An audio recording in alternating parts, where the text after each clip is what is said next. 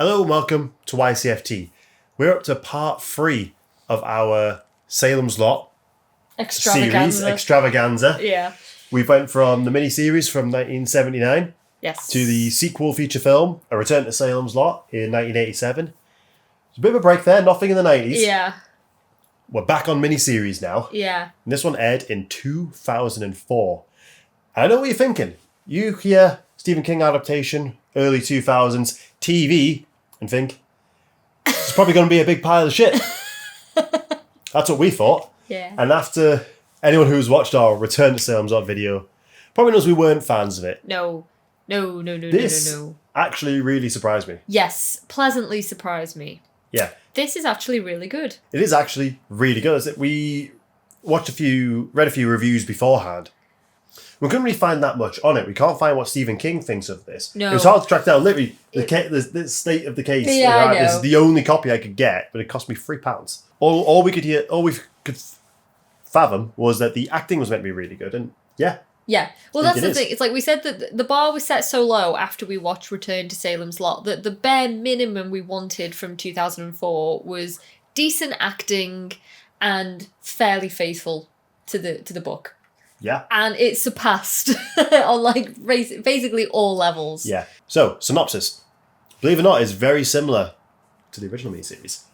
Ben Mears, this time played by Rob Lowe, the man with a very good chin and jawline, it's very powerful, returns to his hometown of Jerusalem's Lot to write a new novel. Difference between here is it is partially about childhood trauma and something that happened in the Marston house, but this is more about the town. His novel's more about the town itself, the things that go on. Yes. In fact, he actually has and I'm interrupting my own stuff, he has a really good thing when he does a talk to the students when he says, don't underestimate this town, don't belittle the town and the things that happen there. Basically how life in a small town isn't boring. There's a line that he says at the very beginning where he narrates the opening to the story, which is something he kind of does throughout. But he says, don't romanticize a small town just because it's small. And I really, really like that line. I really like that line. He comes into town around the same time as Straker and Barlow. Like in the original, they are antiques dealers setting up their little store, and things kick off with the disappearance of a child. Yes. This has a lot of similarities. Obviously, it's the same story, but it's very, very different. Mm-hmm. Especially in look. This came out a year before Supernatural did, and it looks like an episode of Supernatural. The fact that he's wearing a leather jacket as well. Yeah, I know. Is very early 2000s, but it actually is in many ways. Actually, I would go into production here, how the things it was made about. I couldn't really find a lot. About it. Actually, in many ways, is a more faithful adaptation than the original. I agree. It's a similar runtime, 2 episodes. Yeah. And they do manage to fit. I don't know if it's like the very fast editing of the early 2000s, but they did manage to cram a lot into it. Yeah, for sure. One thing that I really liked, and it's kind of a subtle difference, I guess, but it also became very kind of obvious as well, is when you compare it to 1979, we basically go through that story via Ben Mears. We see everything from his point of view. There's nothing that Ben sees that we don't see, or vice versa. We're kind of figuring it out through Ben's eyes, whereas in this one, Ben, as I say, he narrates the story, and we hear a lot of prose from the novel, from Rob Lowe's narration, but he is kind of sidelined a little bit to make way for other characters' arcs and other characters' storylines. So Ben is a main character, but he arguably has not as much screen time as David Soul does in the 1979 Would you say version. That the town is the main character? The town is absolutely the main character. We have... we've said that, it's impossible to make a Stephen King novel of this size. You can't do it justice. You're going to have to cut out characters, you're going to have to cut out storylines. But this one, it brings more characters in than 79 does. We still have the same thing where we kind of intermingle a few things, but... We have the Larry Crockett, the real estate agent character, who's more prevalent in this one. So we see him doing his dirty dealings, but we have for example, characters that weren't in the original that are from the novel, like Jimmy making an appearance, but like the Doctor, they kind of do I thought they did his character to begin with. His story is merged with the Bonnie story, but with a different character. Even the Bonnie, who was the character who was having an affair in the original one and in the novel, her character is merged with another story about an abusive mother. And so we have those two characters merged together, and then they throw Jimmy in as the one who's having the affair. That's actually 3 different characters and stories they've merged together there to save time. And as much, I think this may just be a Jimmy stan, I didn't like that they made him. We stand Jimmy. Put him in that situation. But he has his very much redeeming factors, but I was just happy to have that character there. Similarly, Father Callahan is much more there. Yes. For starters. Yeah, and what's the name? Is it James Cromwell who plays him? Yeah, the brilliant James he's a Cromwell. fantastic actor. Just before I forget, there is a connection, another one between James Cromwell and the original 1979 version, because James Cromwell plays Father Callahan in 2004 version. His wife for many years, oh God, I can't remember her name, but she plays Bonnie Sawyer in 1979. That's cool. I really like that. So I can really imagine cool. that they probably had a good old chat about that when he got the part in this one. I do love him in this role. They still slightly underplay the character, and they changed a little bit. But he has that presence. We have that more religious angle that was missing from the 70s. For sure. Incarnation. I was just happy to have that character. So, without spoiling the ending of certain character stories, I don't like how they end it with his character. Yeah, okay. And that's just me thinking like where the character was supposed to go on. Yeah, that's fair. But I do really like it. Also, going back to Rob Lowe and his narration, what he offers for the story, like we hear... He kind of narrates intermittently. Nothing happened here. The truth is everything happens here. Intermittently, yeah. It's not constant. It's just every now and then we hear a bit of nice prose. Like they kind of from the forget novel. that he's supposed to be narrating this. Yeah, I know. But one thing that kind of lends itself to that, something that we have in this one that we don't have in 79, is flashbacks. And I like that, predominantly when he was a child and he goes into the Marston house, because there's a little difference there in terms of that experience when he was a kid in this one and how it's done in 1979. Like, in 1979, we know it affects Ben because he talks about it, but that's kind of it. They don't really dwell on it that much. We don't see any flashbacks. Hubie Marston is not really a presence in 1979. In this one, they kind of underline the significance. Yeah, we do see him in flashback. Even in the novel, it's meant to be something he's had a vision of seeing Hubie's hanging body. This, oh no, he was there. He saw it. Yeah. It's a real trauma. It's a tangible something memory. we haven't brought up. They changed the timeline. They did, yeah. They bring it forward to be set in the early 2000s. Yeah. Which, like with it, in the most recent set of films, I actually think that really works. Yeah. Like little things like Susan, who is much more forward. She's much more like in front. She's a modern gal, She's a proper, you know? well, she's a proper character in this one. She's not just like the girlfriend like she was in the 70s one. She But her approaches mum, him. Yeah, she approached him in a diner that her mum owns. Her mum isn't just a stay-at-home wife. No. And obviously she works in her mum's diner. It's modern for 20 years ago. Yeah. And I think it doesn't dramatically change the story, and that much I really liked. And yet, acting in this as Stella, there's a couple I really want to point out.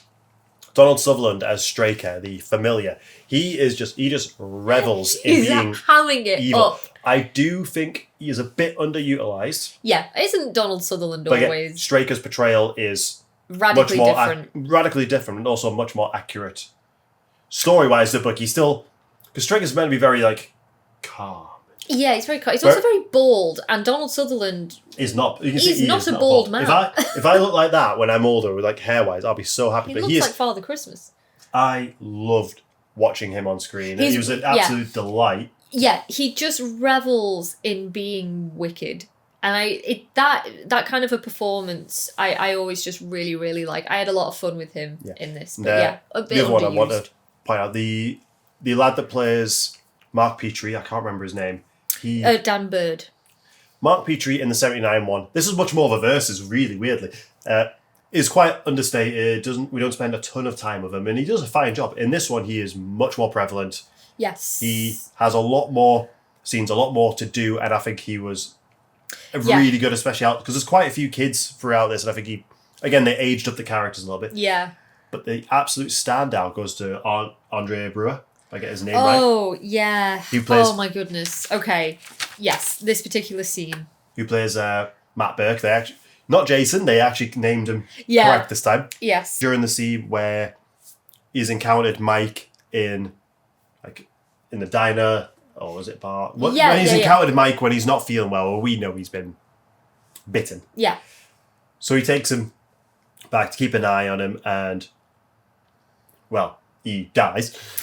He returns the following night as a vampire, and it has this amazing moment just between the two of them, and he just acts his heart out. It's brutal. Yeah. It's like Mike. It's almost like Mike doesn't realize he's a vampire. He doesn't realize he's dead. Well, he doesn't. He doesn't. Like this. He's like, this you're is dead, Mike. This is the thing. Right. Okay. So Matt is gay. I don't know if he is in the book because I've not come across him yet in the book. But in this version, I think he is gay. Like I think he's meant to be closeted, but it's commented like on at the beginning, like when they're secret. introducing the character, like a known secret, and yeah. Mike kind of comments on it, saying like, "Oh, we never thought about it," and it's So he goes, Matt, trying to make it sound like he had a seedier reason for bringing him back to the house. Yeah, and like Matt. So Matt hears this noise and he goes up into the room, and it's the equivalent of the 1979 one where Jeffrey Lewis is rocking in the chair. But in this one, there's a full-on interaction, and it's so different how it plays out. And Mike seemingly is he's obviously very dead, but taunts Matt and says, oh, you want me, you can touch me now. And Matt just totally kind of breaks down. First of all, because he can't believe what he's actually seeing, like encountering the supernatural.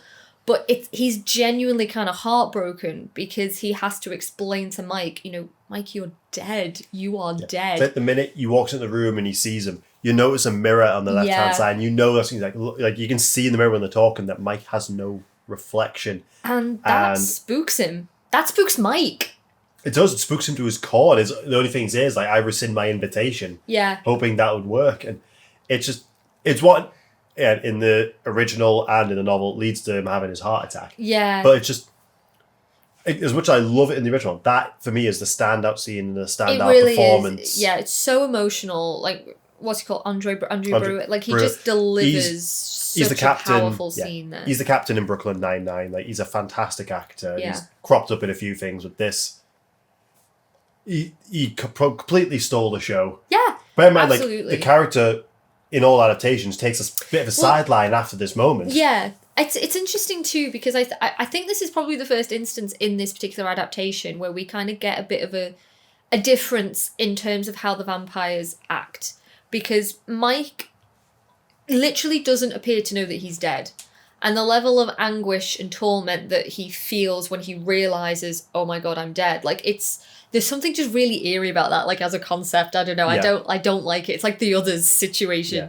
But it kind of does pose this question of, well, how capable are the vampires of feeling and emoting? And they clearly still retain some level of consciousness from when they were alive. Like, they have the memories of who they were. And we see different instances of this throughout this particular miniseries. Yeah.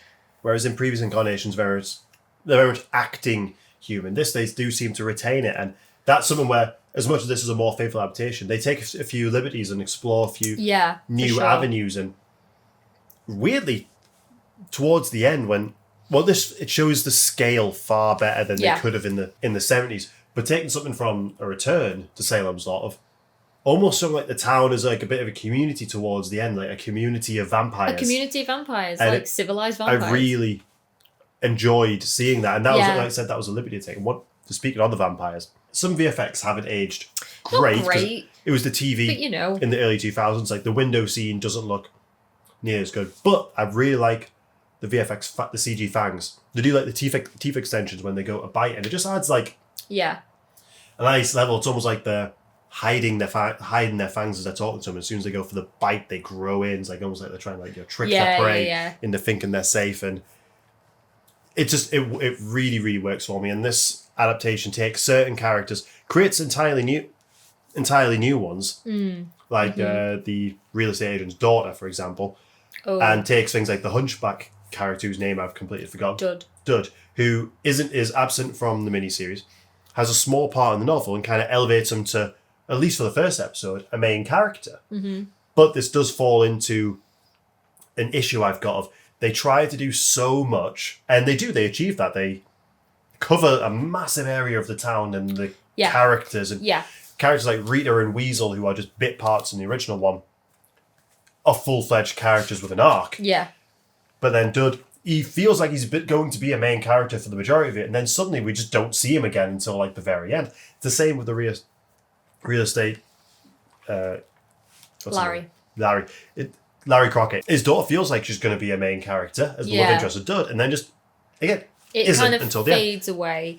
Yeah, and they put so much effort into making Larry as corrupt and evil, almost more dislikable than the vampires. Yeah, it kind of makes you think. By the time, like the scene with his daughter when she's clearly ill and he tries to like cop a film, she's like, no, I'm ill. And it's like so it like sets up this like incestuous thing that then is never picked up on again. It's like, well, we already don't like you. You cover up the potential knowledge of a child's murder. Yeah. And we also have a scene with Parkens Gillespie, which is what Gillespie? What a name, Parkens Gillespie. We will get to him in a moment. Obviously, a scene with him when they found out that he potentially knew they were vampires beforehand. It's like, what do you? Oh, I had to buy buy the house for them because they had to be invited. All this stuff. You think it's not necessary. By the time in the story this is happening, all you want to see is more vampire stuff. We didn't need it. Yeah. All for him to eventually die. I feel like we would have wanted him to die anyway. Yeah, Larry is an interesting character to me because I'm only like a quarter way through the novel, so admittedly I've got a long way to go. But I've only just seen a glimpse of like a bit of his corruption or like a bit of his moral ambiguity. But the fact that even in the 79 one, they chose to pair him with Bonnie Sawyer. He's the guy that she's having an affair with. So it's like, well, okay, he's a bit morally scrupulous there. He's doing all these deals on the side with Straker. Yeah. And now in this one, they take it up a notch where he is having some kind of weirdly incestuous relationship with his daughter that is not reciprocated, but, you know, it's obviously serves to heighten. That exists for one scene. That literally exists for one scene. And for us to completely turn against him as a character, it's like it doesn't really serve any purpose in the plot. But I feel like Larry is done dirty. I mean, admittedly, I don't know again like what his story. He's not massive in the novel past. Interesting. So I wonder why they kind of used him. Like I said, they kind of set him, like I said, to be almost worse than the vampires. Like they almost can't help what they are because of their nature. He's chosen to do bad things. He's chosen to do really bad stuff. But it's like I said, it's like ultimately, what was the point? Yeah. When you've got such time constraints.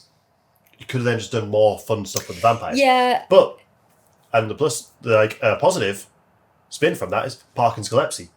I can't say it. Gillespie. I can't say his last name. I'm just going to call him Parkens.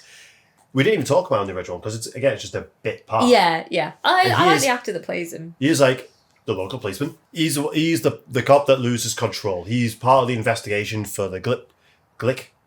The Glick. Yeah, Glick boys. It's a weird last name. The Glick boys. He knows something's up and he can feel he's losing control of the town, but he doesn't quite know what. And in the novel, in the miniseries, he eventually just leaves once he's lost control, even before really knowing what's going on. And even when they try to explain to him, he's like, I don't want to know. I'm just going to take my family and go. And we've had various incarnations. Like, from what I remember in the novel, it's just his wife. In the miniseries, he has a full-on family. In this one, they establish it early. Plus, I don't know the name of the actor, but he was also really good. Yeah. They established early on that his daughter lives in Florida. Ironically, a very sunny place. Yeah. Far away from Batman. So it was, he's just had a granddaughter. Yeah. So when we show him like very actively aware that people aren't turning in, people are going missing, and he's the one who confronts Larry, and you can tell he kind of knows it must be something monstrous. Yeah. And you can understand him wanting to leave. I'm not afraid to die, Mr. Mears. Not at all. But these people don't die, do they? To be with his family. And it makes his leaving the town, abandoning the town to its fate, make much more sense. It makes him a much more sympathetic character. And you kind of argue with yourself, what would you do in this situation? What would you like do? to think you'd be the one that would stand up and fight against the evil.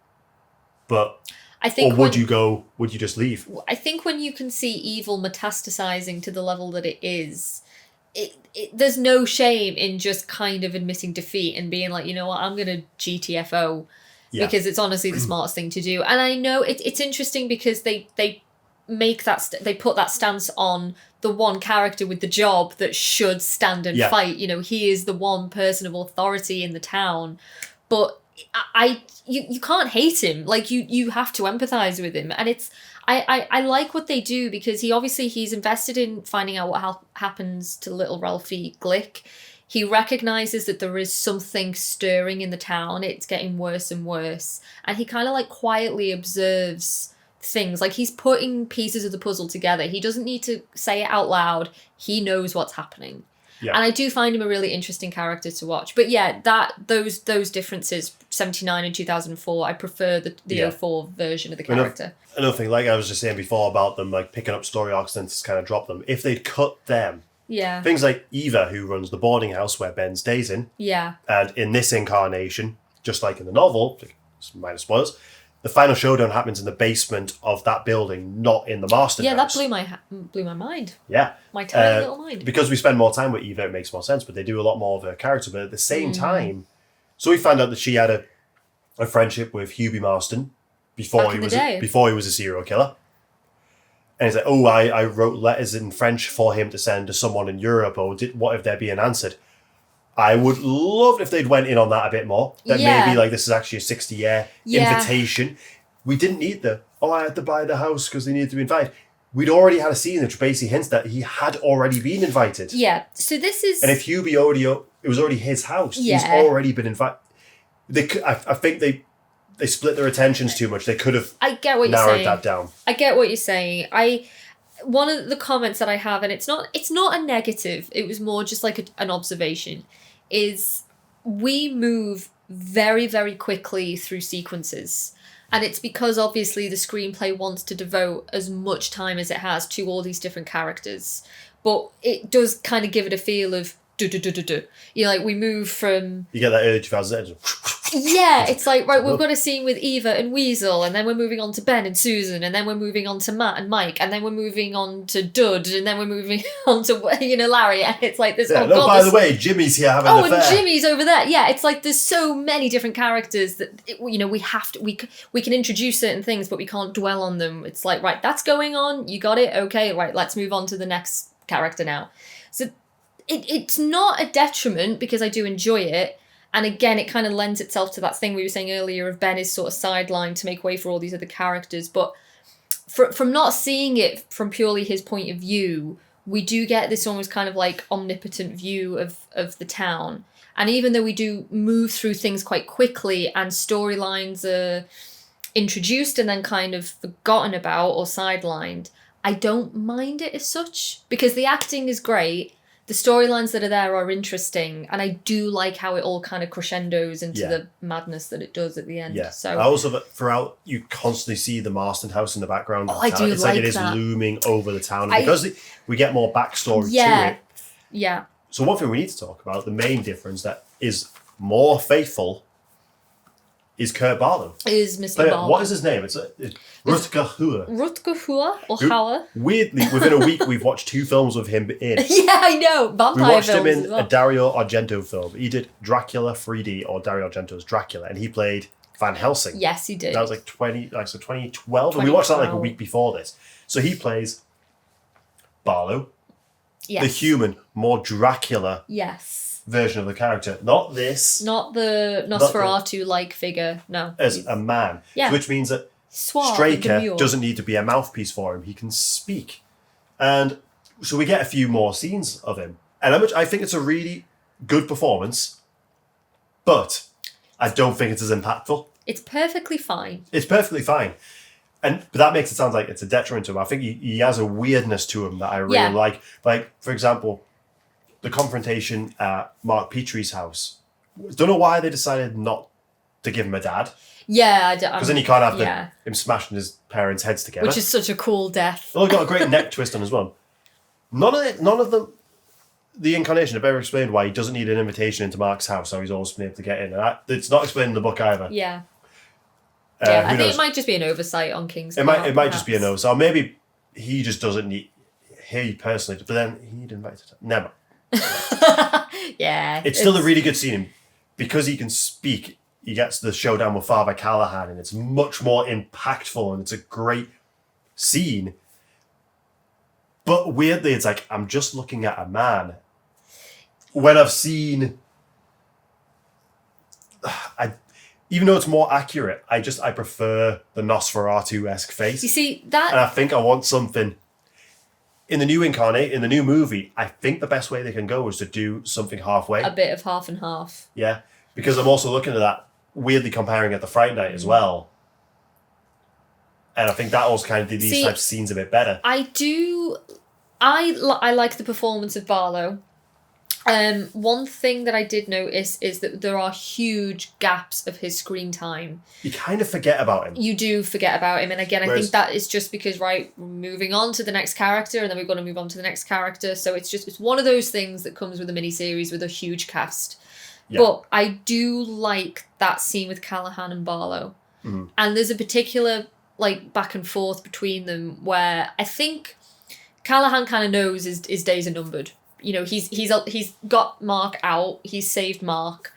And he sort of says to Barlow, I think he's already started drinking his blood at this point, and he says, look, was my life wasted? Have I served God in vain? Like, is there a God? Did I do the right thing with my life? Was I misled? You know, don't you? Is there a God? Whoever feeds you is your God. And then Barlow says something like, you know, your God is the one that feeds you. Yeah, and or then the person he feeds him his blood. Yeah. So he has the fate that he like has in the that. book of being forced to become a servant. Yeah. And it's for a priest, especially even when we're shaking faith, it is a fate worse than death. Yeah. And I really like that moment. And even going like to jumping forward to the showdown. Interesting, because he's a weird guy. I think he's a weird guy, Rutger. He must be. He just didn't learn the line. Like, he created a whole new monologue for when he's in his coffin talking at Ben. Yeah. And the director was just like, what the fuck? What the fuck? Apparently they argued for ages. He allowed him to do it. He allowed him to do, like, his improvised scene. Yeah. Didn't like it. And then it was like, right, Rutger, you gonna do, like, the scripted dialogue now? And He hadn't learned it. He hadn't learned his lines. Yeah, so Rob Lowe's doing this. He's holding up the fucking cards for him, yeah. Rob Lowe, I think, spoke about it in his autobiography, didn't he? And was like, it was a very strange experience. That was a strange day at work, yeah. Which I really like. And again, I do like that whole sequence, and I like the too. other vampires like coming towards them like after he's been defeated. Yeah. It's okay. Actually, one nitpick: production design in this is really good. I like it. It's very subtle, but I feel like the house gets more and more decayed as the film goes on. Every time we go in, it looks a little bit different. Even comments, it feels different, but it also looks different. It's like you said about house being evil. The more evil it's in there, the more rotted it becomes. Mm-hmm. All the basements we see where vampires are, there's a lot of sunlight in there. There's a lot of beams. There's a lot of like windows through. with beams. I'm like, they open a coffin in the Marston House basement at one point, and there's just a sunbeam over it, and I'm like, I get you have to light the scene in some way. Yeah. But this goes against everything. Well, whilst we're on nitpicks, should we dwell on a few more little bits? And again, like nitpicks. We talked in 1979 about that masterful moment of Ralphie Glick appearing at his brother's window and hovering outside and then being let in. Brilliant scene in like horror movie history. It is so underwhelming in the 2004 version. I know you touched on it briefly before, but I don't even think it's at the window. It's when Danny Glick is in hospital and Ralphie... Which, again, it is actually accurate. Okay, that's fine. That's totally fine. But again, it's like that kind of classic like early 2000s smash cut editing of like, you think you see something and oh no, then the camera MTV jolts editing. over there and then it's like kind of hazy. Let's have an issue that so not impactful. Well, it's not... None of this film is scary. I call it film. It's not scary. No. Whereas there's moments in 79 that will make you go, ah! Yeah. There's none of that. And that's not saying I really did enjoy this. Same.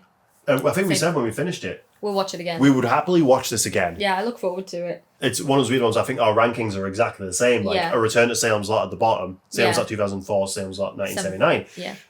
Because there are some things that it does better. Yes. It's just as an overall I package. agree. I think 79 is good, but is better. But this, it shows the scale so much better. It does. Yeah.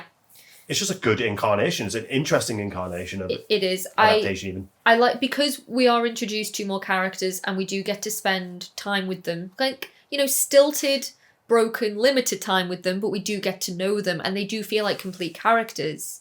By the time the whole town is basically turned into a vampire, it does feel like a pandemic. Yeah. You feel it growing and getting bigger and Even bigger. simple comments like, "Oh, such and such didn't turn up for work." No, Yes. teachers come in. You have people teaching them. It's the simple things. Again, like I said with the 79 one, I think it needed a third episode. I really could have. Yeah, just to see the filled full it on out. scale of it, because like we get a little taste of it in 79, but I think in 2004, like you feel like this is a town that's just beyond saving now at this point. And yeah, like this moments with characters like Eva and Weasel, who we didn't talk about in the 79 one because They're just bit parts.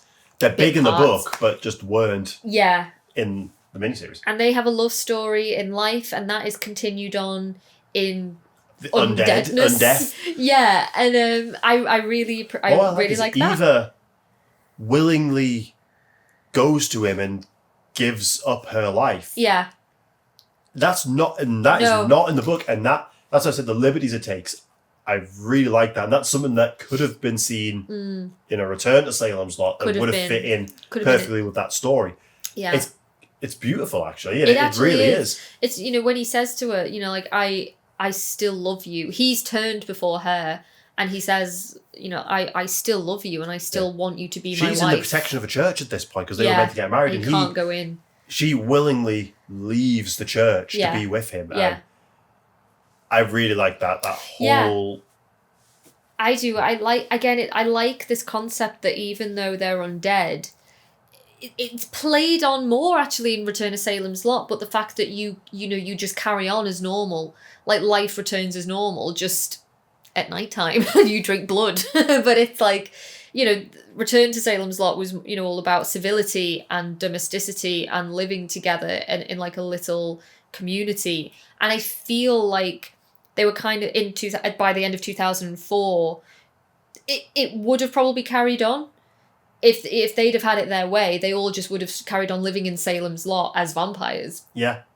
Just kind of still going about their day-to-day sort of thing. So I do like that. I also really do like how they play more on the legend of the Marston House. You said, like, it's constantly there, like, overseeing everything. Just it's sort of like an all-watchful, beady eye. I think what helps is, unlike the 79, they placed it where a real house was. There's, like, a tree line behind it. This is just on a hill on its own, just a rogue. So you do just always see it, and... yeah, it's really cool. I like Ben and Susan in this as well. I've always liked Ben and Susan, but I do like them in this version as well. I think they work their best. Yeah, again, because we spend a lot of time with them. She's more of like she's played by Samantha Mathis, I think she does a good job in this, and I like her death scene. I guess I like that she and Ben have a moment together, and again, she expresses tenderness towards him, and I know some people might argue, oh, she's just trying to coax him, but I do actually think that there's something there. Like, there's still a fondness that she has for him. Yeah, but her end goal is still the same. The end goal doesn't change, but I like that. It's mysterious. Like we said in the previous, it is inevitable she will become a vampire. Yeah. Whereas in the 79 one, she's just kind of alive at the end until like the final scene. This one does do the scene in the book when they there's a trap been led for them in the Marston house, and there's a vampire there for them. It's just not her in this. No. Her death comes later on, which it still fits in, but no incarnation has ever ended her character the way it's been written. That's true. Both incarnations work, but I do think the 79 one, having her be the one to find them after chasing them, to Mexico, I think that really... It almost weirdly reminded me of the sister being alive at the end of The Howling, sat at the bar. Oh. Kind of. I don't know why that... Yeah, I see what you mean. Yeah. Yeah. Not to dwell on it because I don't want there to be spoilers, but there is a very shocking moment with a booby trap. Yeah, And that got me. It's good. both accurate and not, but I love how they do it. Yeah, it's so good. Like, talk about, like, there's a lack of jump scares in this, but that was the moment I was floored. Absolutely. The thing is, it's set up so well earlier in the series. But yeah, overall, as a package, it's really, really enjoyable. It's really rewatchable. And I'm honestly surprised. I think more people need to have watched it because I don't think that many people have. Like, there's not a ton of trivia on it. No, and as we really wanted to try and find Stephen King's opinion on this, but we just, for the life of us, we couldn't find. Yeah. Couldn't even find an undamaged DVD. Yeah, I know. There's no special features. Rob Lowe does a really good job. He does. In this, actually. I think all the cast do. As an actor, he's massively underrated. Yeah. And it doesn't... In some ways, you can tell the time that this was made, like the fashion alone and the end credit music that they use as well. It's very like, the flip phones. But I don't think this screams 2004 in the way that I probably assumed it would. You know, we've talked previously in another video about Seed of Chucky and how, like, that is so painfully obvious 2004, I think. This one, not so much. This could have been slipped into a series of Supernatural, and I think it would have fit in perfectly. Yeah, and that's a compliment because Supernatural is I love it. It was a great show, but it has that feel to it. Yeah, there's it's like everyone rubbed dirt over the lens with the grittiness. Yeah, there's also just like a random little moment that is probably like totally coincidental, but I don't know, it stuck with me. When Samantha Mathis's character is introduced in the diner, when again she approaches Ben, it's not the other way around, so we're not in a picnic, we're not in the park. He's not approaching her in a field this time. She goes over to him. And I'm pretty sure it's that scene where you hear Stand By Me playing in the background. And it just is a bit obvious. Like, it just stood out to me. Samantha Mathis, for anyone who doesn't know, was River Phoenix's last girlfriend. River Phoenix and Stand By Me, which is obviously an adaptation of The Body by Stephen King, just in case anyone didn't know. Yes. So it's like a lot of different like connections there. And I don't know if that was intentional, if it was just meant for, like a few people who might be in the know, or if, I don't know. Maybe it could just be a Stephen King reference. Could just be a Stephen King reference, who knows? But yeah, so this new movie, it has a lot to live up to because we've had two very good adaptations and an appalling sequel. It's got very little to do to come bottom, but I'm worried because we've had two attempts at a 3-hour-long miniseries to tell the story that even though both of them are very good, still haven't been able to tell the full story. I don't know what a movie's going to be able to do that these two haven't. Realistically, we need like Netflix or Prime to do an 8 to 10 episode series on it. Like, we have the patience. We can sit through something like that if it's done well. Haunting of Hill House, Midnight Mass. We will sit through a long, suspenseful horror series. We will revere them if they're done well. That's it. I mean, I think even say like It, which the last big Stephen King movie adaptation, even that had to be split into 2 parts. And there is a considerable favourite of those 2 parts with audiences. And this one, as far as I know, it was just going to be one feature film. And the thing is, that this one, I'd struggle to know when to split this one down the middle without drastically changing the story. Yeah. Whereas a nice slow burn TV series would work. Absolutely. Much better. Yeah. But the novel does leave, and I know he has done like a short story ending. Obviously, Callahan has appeared in like the Dark Tower series. You could like create a sequel to it. I'm honestly surprised he's never just written a sequel. But there's loads you could do with the material.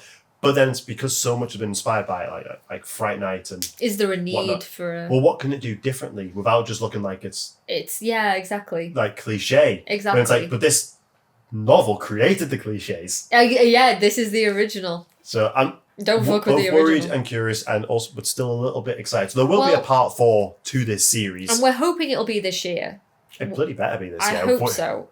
As much I am excited for Evil Dead, but I am a little bit peeved that it took Salem's Lot's place because we could. At the time recording, this was was about 2 weeks before Evil Dead came out. Yeah, we're in early April right now.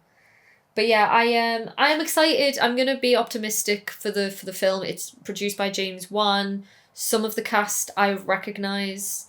So I'm just kind of excited to see Salem's Lot again in a new iteration of it. Something for our generation, because we were too young when this version came out. We obviously weren't born when both the other incarnations came out. Yeah. So this is one that'd be for us, so we please not mess it up. Come on. Yeah, this is the end of our second big Stephen King project. For now. For now, our next one, the one we have planned for next year is either going to be The Shining, which would be The Shining movie, the miniseries directed by Stephen King himself. I bet not many of you knew that existed. Yeah. I think he either directed or showrunner. It's the one that he created because he's happy with it. Yeah. Yeah, the one he likes. And Dr. Sleep. Yes. Or Pet Sematary. Yes. And all its sequels. Yes. So I'm of two minds. Because I'm near the end of finishing the Pet Sematary novel, which has taken me a long time because it's grim to read it. It's so grim. I just refuse to read it, guys. But also, if anyone hasn't read Salem's Lot, it's a really good read. Like it is possibly my favourite Stephen King novel at this point. I enjoyed it. I really, really enjoyed it. Yeah. I think what helped is the person that narrated it for me was really nice. I listened to the audiobook. Yeah. That's been really cool. Yeah. We hope you enjoyed this one. What is your favourite out of the Salem's Lot collection? What's your favourite vampire movie? Yeah, that's a better question. What's your favourite vampire movie? Yeah. And do you prefer vampires the suave, sophisticated kind, or do you prefer the Nosferatu monstrous, rat-like kind? Basically, it's like, what's your preference?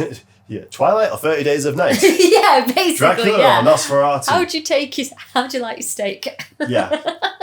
True Blood or Vampire Diaries? A lot of questions there. Yeah. Underworld or... Okay. Or... I'm trying to think. So I'm going for like Underworld, which is like spandex and leather, or... Yeah. Or Cape. Or Cape. Yeah, we'll go for Cape. Classic Cape. Or Leslie Nielsen.